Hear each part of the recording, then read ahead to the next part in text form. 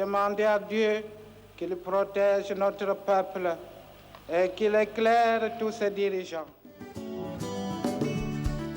La masse qui nous attend demain, cette masse demande autre chose que le bien de vote aujourd'hui. C'est le pain, c'est le progrès. Il faut que nous puissions construire cette nation. Frantz Fanon ne disait-il pas que l'Afrique a la forme d'un revolver dont la gâchette est placée au Zaïre? Car la libération du Zaïre représente la possibilité pour tous les autres pays d'Afrique de pouvoir enfin se développer. Qu'en dépit de complots visant sa déstabilisation et sa balkanisation, la République démocratique du Congo demeure unie dans ses frontières de 1960.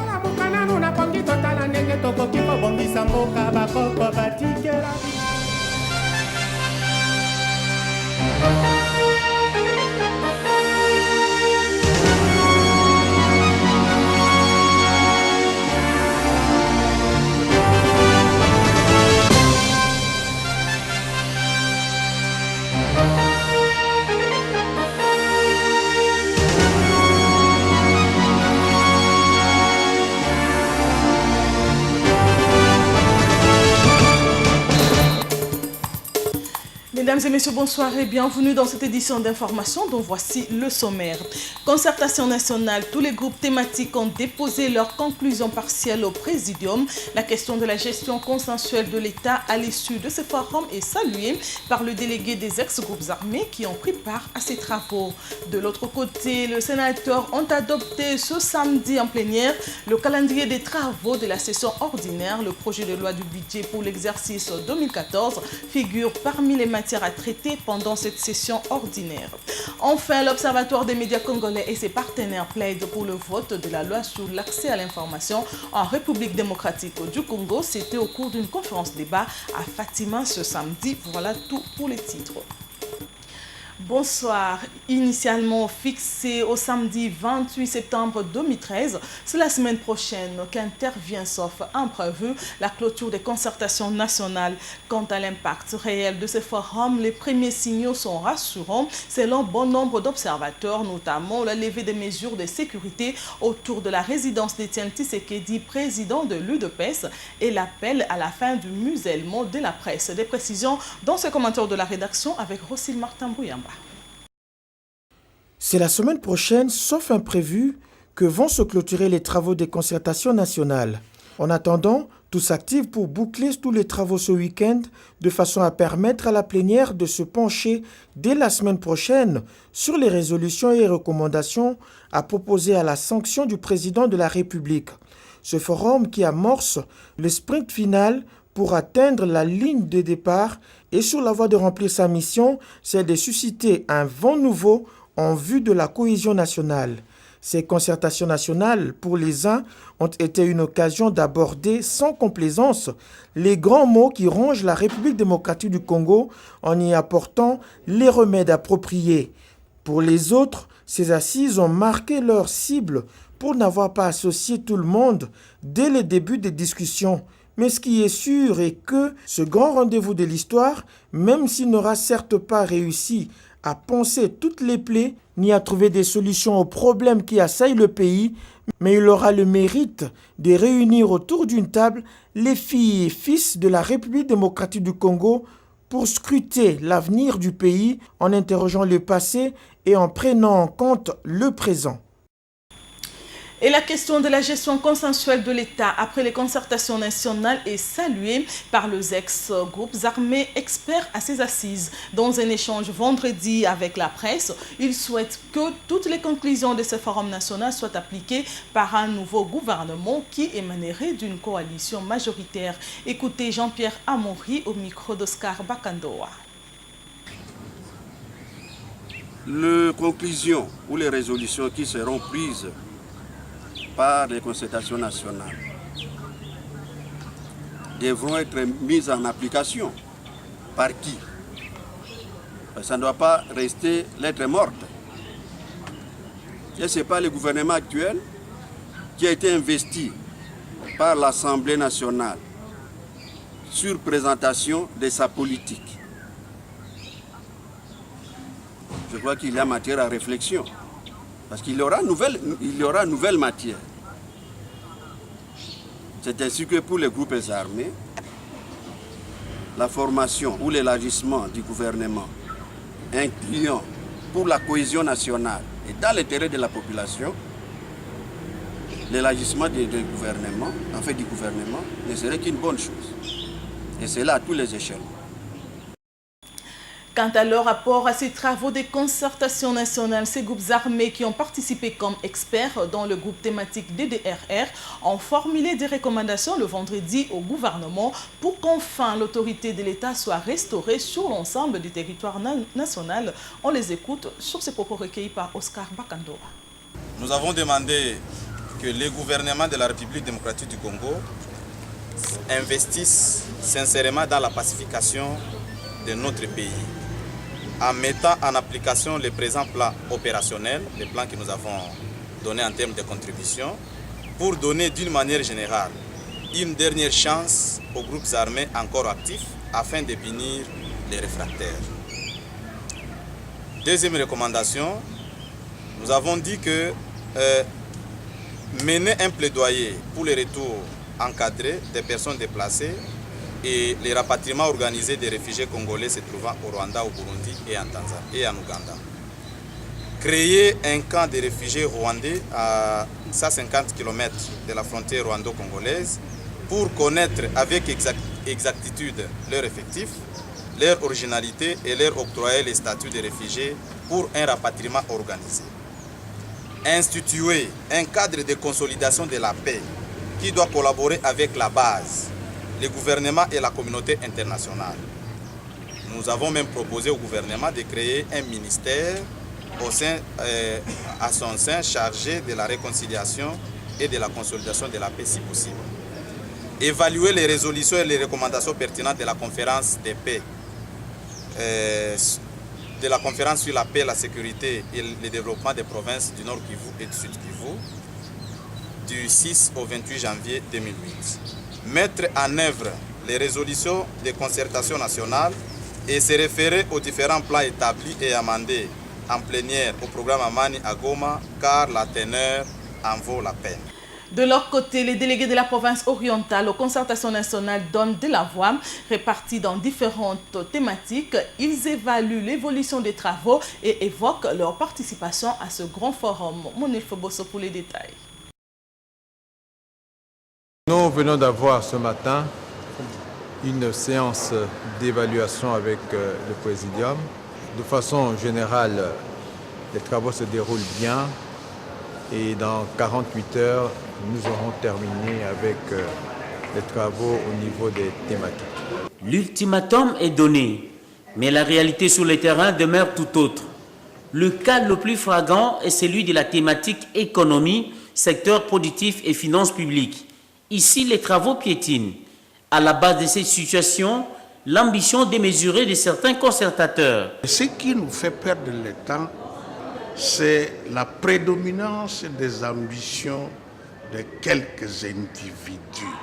Au niveau de commodération, ils n'arrivent pas à harmoniser leur point de vue et ils n'arrivent pas aussi non plus à nous amener en plénière la divergence éventuelle qui a pu susciter dans les textes. Dans la thématique décentralisation, renforcement de l'autorité de l'État, les choses avancent bien.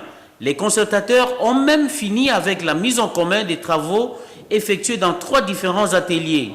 Tous sont d'avis que les nombreuses guerres et rébellions qui continuent à endeuiller le pays sont des facteurs qui fragilisent l'autorité de l'État et recommandent. Il faut mettre fin absolument à la guerre, il faut mettre fin aux groupes armés, il faut mettre fin aux rébellions, il faut que l'État se dote des instruments efficaces. Tous les districts de la province orientale hébergent malheureusement de groupes armés. C'est la cartographie présentée à la thématique désarmement, démobilisation, réintégration et rapatriement de groupes armés où siège le président de l'Assemblée provinciale de la province orientale. Au Sénat, des élus étaient ce vendredi en plénière en vue d'adopter le calendrier des travaux de la session ordinaire ouverte le 16 septembre dernier. Parmi les 11 nouvelles matières à traiter figure le projet de budget de l'exercice 2014. Suivez. C'est la première plénière de la session de septembre 2013. Les sénateurs se sont imprégnés du travail qui les attend au cours des 3 prochains mois. Des arriérés législatifs et des nouvelles lois seront examinés en priorité. Les élus des élus auront également à analyser les différents rapports de vacances parlementaires, le contrôle parlementaire sur la pollution consécutive à l'exploitation pétrolière dans les territoires de Mwanda, la validation du sénateur Jacques Njoli après son passage à la CENI figure parmi les matières de cette session. Le Sénat statuera aussi sur le projet de loi portant amnistie. Le président du Sénat a, au cours de cette plénière, invité le gouvernement à déposer à temps le projet budget de l'État pour l'exercice 2013. Et pour faciliter l'intégration de la RDC à l'économie mondiale, la Direction générale des douanes et accises a lancé officiellement ce vendredi à l'aéroport international de Njili les logiciels Sidonia World au sein du guichet unique de douane. Une occasion pour le ministre délégué aux Finances invité à cette cérémonie de réaffirmer la volonté du gouvernement à soutenir cette régie financière pour faire d'elle une administration moderne. Suivez. Sidonia World, c'est le logiciel qui est utilisé au guichet unique de l'aéroport international de Njili, l'un des principaux points d'entrée et de sortie de biens et marchandises en République démocratique du Congo. Le directeur général des douanes accises, satisfait du lancement de ces logiciels, rassure. Le programme Sidonia est mis en place dans le but de réformer le processus de dédouanement par la gestion douanière des procédures relatives au commerce extérieur.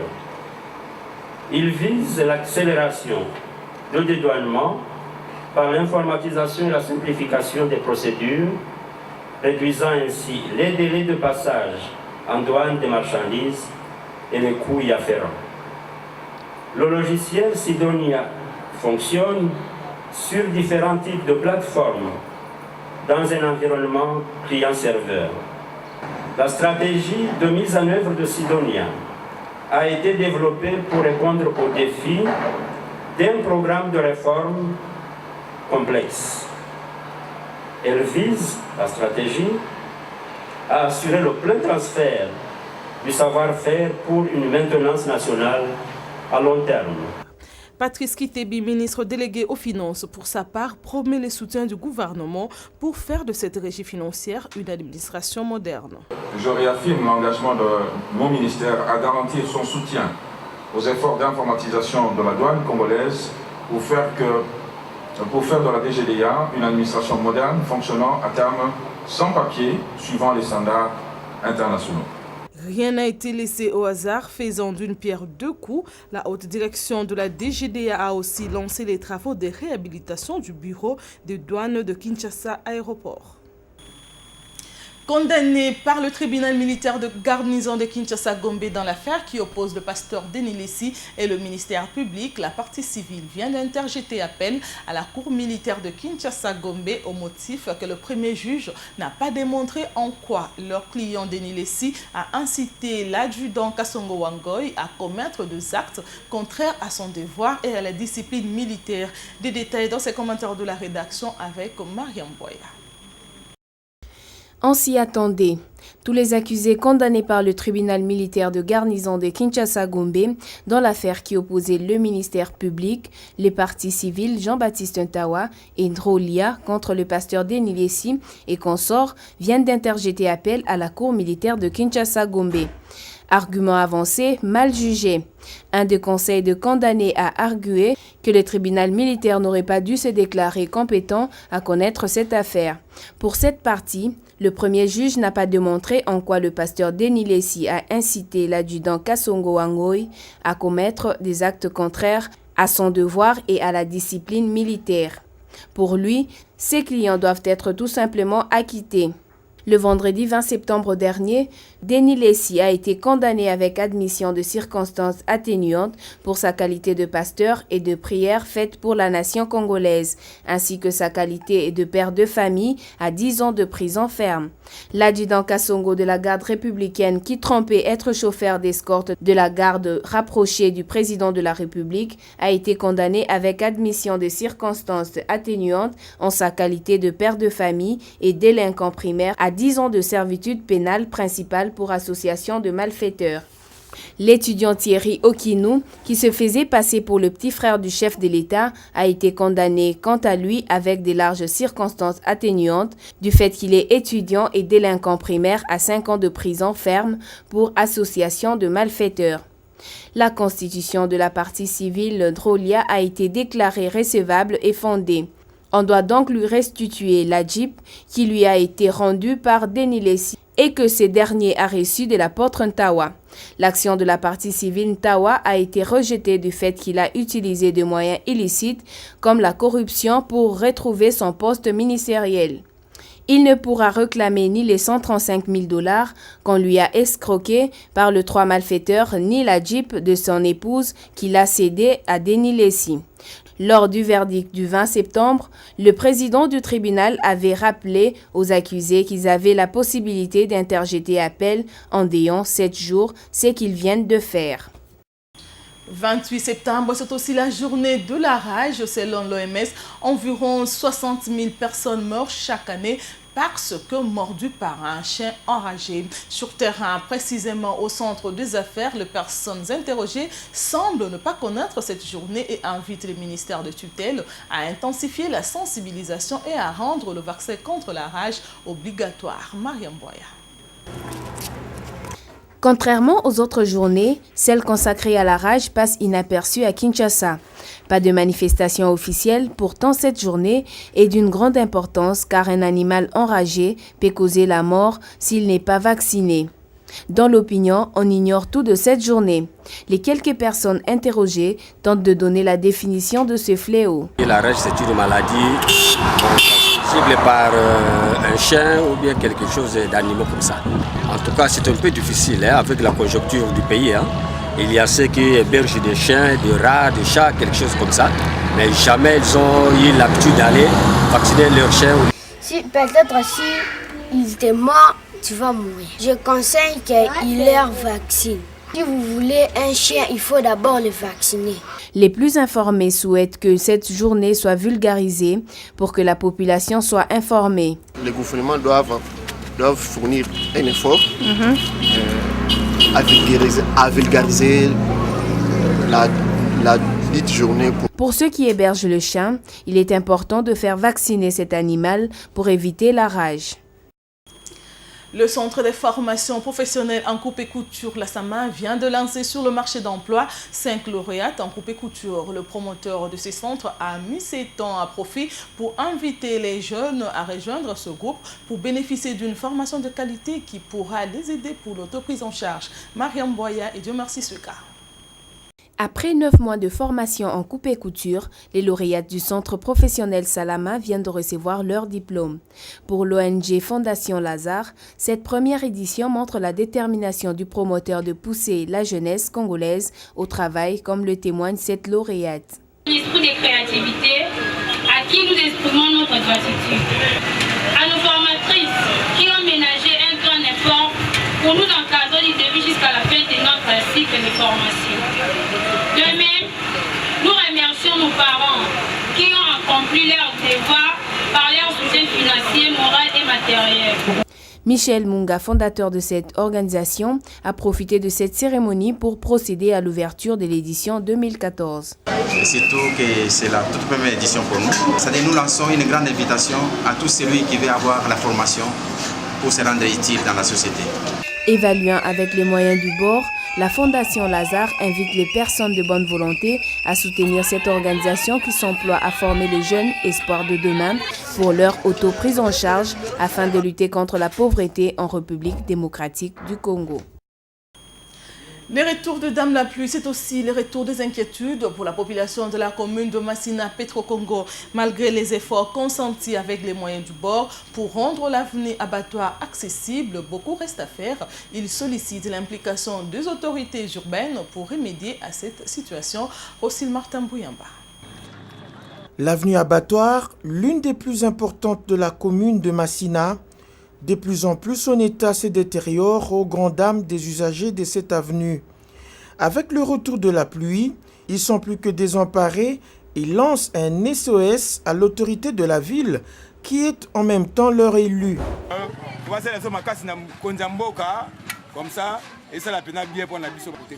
Tande balaba les bébés, likolo kaka ya régie des gens akoyate. Taka bana quartier ba mo ba kongola mbona ndenge na bango ba sali nini ba bongisi. Andre Kimbuta tanga sala ki propagande na abana ki boye aleka ki boye.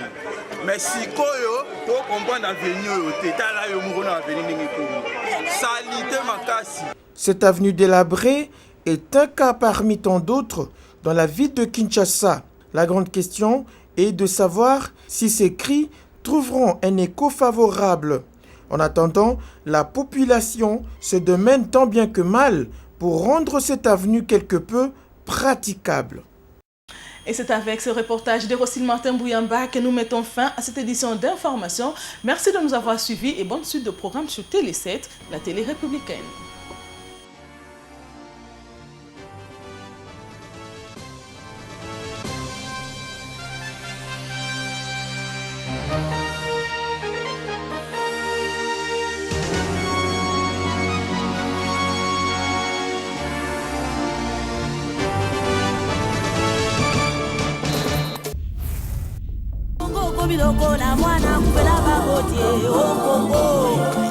Les complots étaient déjà faits. Les plans étaient déjà établis. C'est d'imposer un gouvernement contre la volonté du peuple. La Belgique désire balkaniser ce pays. L'éclatement du Congo, c'est demain. Nous devons marcher à fond, même conclure des accords avec le diable pour refaire l'unité du Congo. Rien à faire. Le Congo restera un et indivisible. Puis de complot visant sa déstabilisation et sa balkanisation. La République démocratique du Congo demeure unie dans ses frontières de 1960.